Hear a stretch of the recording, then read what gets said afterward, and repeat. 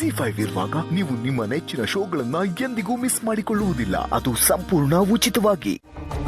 ನೀನ್ ಸುಮ್ನೆ divorce papers sign ಮಾಡಿಸ್ಕೊಂಡು ನಿಮ್ ಬಾಸ್ ಜೊತೆ ಓಡಾಡ್ಬೋದಾ?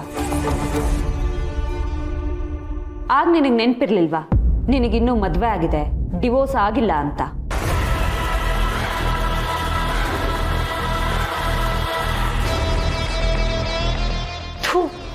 ಇದನ್ನೂ ಹೇಳ್ಬಿಟ್ನಾ? ನೋಡು, ಹಳೇದನ್ನ ಕೆದಕ್ತಾ ನಾನ್ ಕೂರಲ್ಲ. ನೀನು ಅಷ್ಟೆ, ನೀನು ಈ ಒಣ ಪ್ರತಿಷ್ಠೆನ ಬಿಟ್ಟು ಭಾವನ ಹತ್ರ ಕ್ಷಮೆ ಕೇಳು. ಯಾಕೆ? ಯಾಕೆ ಅಂದ್ರೆ ಇದು ನಿನ್ನಂತವ್ರಿಗೆ ಈ ಕೇಸು ಮಾದರಿ ಆಗ್ಬೇಕು. ನಿಮ್ ಸ್ವಾರ್ಥಕ್ಕೆ ಹೆಣ್ಮಕ್ಳ ರಕ್ಷಣೆಗೋಸ್ಕರ ಮಾಡಿರೋ ಕಾನೂನ ದುರುಪಯೋಗ ಮಾಡ್ಕೋತಿದ್ದೀರಾ. ಹೆಂಡತಿ ಅಂದ್ರೆ ಗಂಡನ ಮನೆ ಮನ್ಸನ್ನ ಬೆಳಗೋ ದೀಪ ಆಗ್ಬೇಕು, ಅವನನ್ನ ಸರ್ವನಾಶ ಮಾಡೋ ಬೆಂಕಿ ಅಲ್ಲ.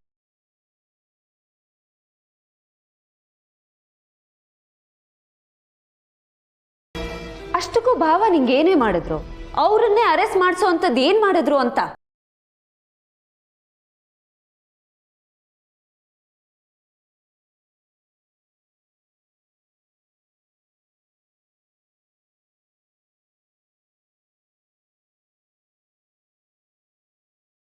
ಕಾನೂನಿರೋದು ಹೆಣ್ಮಕ್ಳ ರಕ್ಷಣೆಗೆ, ಗಂಡ್ ಮಕ್ಳನ್ನ ದಂಡಿಸೋದಕ್ಕಲ್ಲ. ಹಾಕಿ ಒಳಗಾಕಿಸ್ತಿರಲ್ಲ, ಇದರಿಂದ ಹೊತ್ತು ಉರಿಯೋದು ನಿಮ್ಮನೇನೆ. ತಪ್ಪು ಮಾಡ್ದೇನೆ ಅವ್ರು ಯಾಕೆ ಶಿಕ್ಷೆ ಅನುಭವಿಸ್ಬೇಕು? ಇದು ನಿನ್ನೊಬ್ಳ ಕತೆ ಅಲ್ಲ, ನಿನ್ನಂತ ಮನಸ್ಥಿತಿ ಇರೋ ಸಾವಿರಾರು ಹೆಣ್ಮಕ್ಳ ಕತೆ.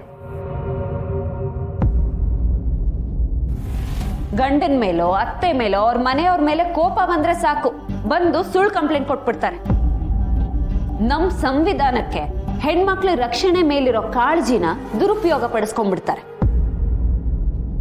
ಎಷ್ಟೋ ಜನ ಗಂಡ್ಮಕ್ಳು ಇವತ್ತಿಗೂ ಈ ಸುಳ್ಳು ಕೇಸಿಂದ ನರಳ್ತಾ ಇದ್ದಾರೆ. ನಿಮ್ಮಂತವ್ರು ತೋಡಿರೋ ಕೆಡ್ಡಾಗ್ ಬಿದ್ದು ಏಳಕ್ಕೂ ಆಗದೆ ಸಾಯಕ್ಕೂ ಆಗದೆ ಒದ್ದಾಡ್ತಿದ್ದಾರೆ. ಯಾಕೆ? ಬದುಕಕ್ ಬಿಡಿ.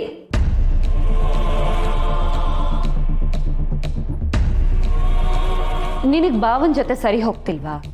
ಆಯ್ತು, ಅವ್ರನ್ನ ಬಿಟ್ಬಿಡು, ಅವರಾದ್ರೂ ಬದುಕೊಳ್ಳಿ.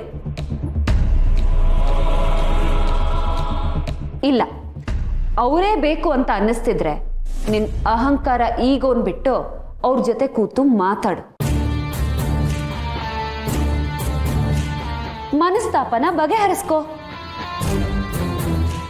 ಅದನ್ ಬಿಟ್ಟು ಅವ್ರಿಗೆ ಈ ತರ ಅವಮಾನ ಮಾಡೋದು ಅದ್ ಎಷ್ಟು ಸರಿ?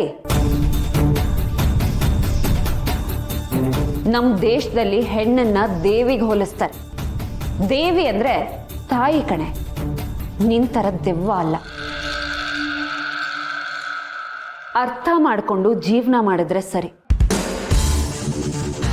ಇಲ್ಲ ಅಂದ್ರೆ ಕುಲಂಕುಷವಾಗಿ ನಾನೇ ವಿಚಾರಣೆಗೆ ನಿಂತ್ಬಿಡ್ತೀನಿ.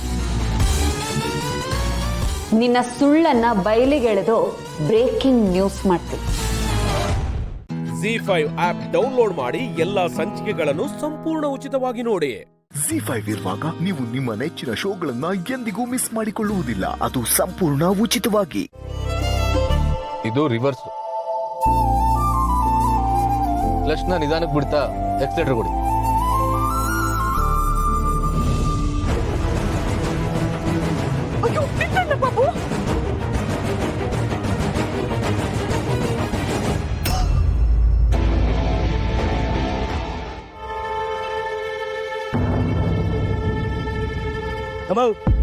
ಕಣ್ ಕಾಣಿಸಲ್ವಾ? ತಿನ್ ಕೋಪ ಏನಾರು ಜಾಸ್ತಿ ಆಗಿದೆಯಾ? ಅಯ್ಯೋ, ನಾನು ಬೇಕು ಅಂತ ಮಾಡ್ಲಿಲ್ಲಪ್ಪ. ಅದೆಲ್ಲ ನನಗೆ ಗೊತ್ತಿಲ್ಲ.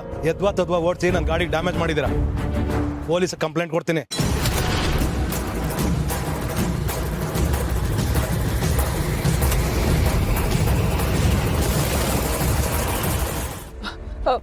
ದಯವಿಟ್ಟು ಹಾಗೆ ಹೇಳ್ಬೇಡಿ ಸರ್. ನಾನು ಕಾರ್ ಓಡಿಸೋದು ಕಲ್ತಿದ್ದೀನಿ, ಗೊತ್ತಿಲ್ಲದೆ ತಪ್ಪಾಗೋಯ್ತು. ಹೌದೌದು, ನಿಮ್ಗೆಲ್ಲ ದುಡ್ಡಿನ ದಿಮಾಕು. ದುಡ್ಡಿದೆ ಅಂತ ರಸ್ತೆಗೆ ಬಂದ್ಬಿಡ್ತೀರಾ, ಇದ್ದವ್ರಿಗೆಲ್ಲ ತೊಂದರೆ ಕೊಡ್ತೀರಾ. ನಿಮ್ಗೆ ಹೀಗೆ ಬಿಟ್ರೆ ಸರಿಯಾಗಲ್ಲ. ಇಳಿರಿ ಕೆಳಗಡೆ. ಮೇಡಮ್, ನೀವೇ ಇಳಿದಿರಾ? ಕೂತಿರಿ.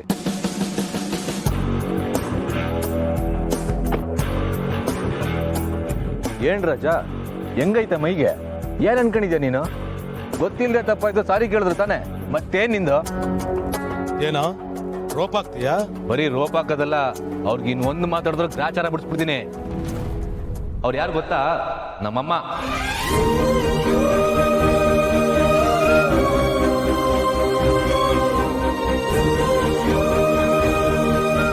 ಐ ಮೀನ್ ನಮ್ಮಮ್ಮ ಅವರು, ನಮ್ಮ ಮೇಡಮ್.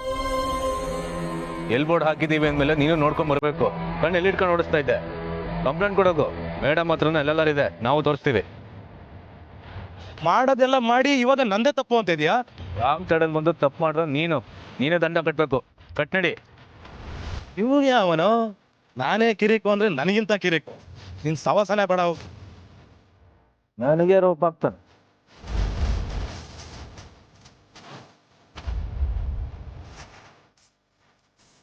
ಪಾಪು ನಿಂಗೆ ಇಷ್ಟೊಂದು ಐಡಿಯಾ ಇದೆಯಾ?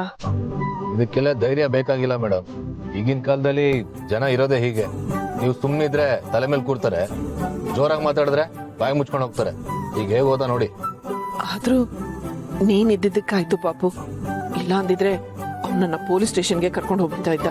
ಅದೇ ಕರ್ಕೊಂಡು ಹೋಗ್ತಿದ್ದೆ ಮೇಡಮ್. ನೀವು ರೋಪ್ ಹಾಕ್ಬೇಕು. ಈ ತರ ಇದ್ರೆ ಈಗಿನ ಕಾಲದಲ್ಲಿ ಬದುಕಾಗಲ್ಲ.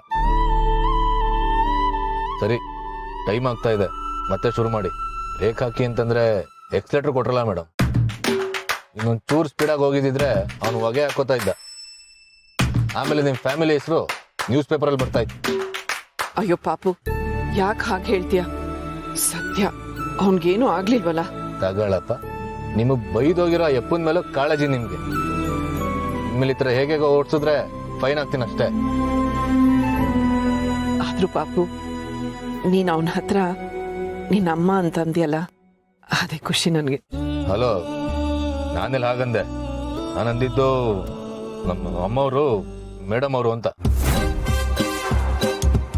ಇದಕ್ಕೇನ್ ಕಮ್ಮಿ ಇಲ್ಲ ಮೇಡಮ್. ಟೈಮ್ ವೇಸ್ಟ್ ಮಾಡಿದ್ರೆ ಫೈನ್ ಆಗ್ತೀನಿ, ನಡೀರಿ. Z5 ಆಪ್ ಡೌನ್ಲೋಡ್ ಮಾಡಿ ಎಲ್ಲಾ ಸಂಚಿಕೆಗಳನ್ನು ಸಂಪೂರ್ಣ ಉಚಿತವಾಗಿ ನೋಡಿ.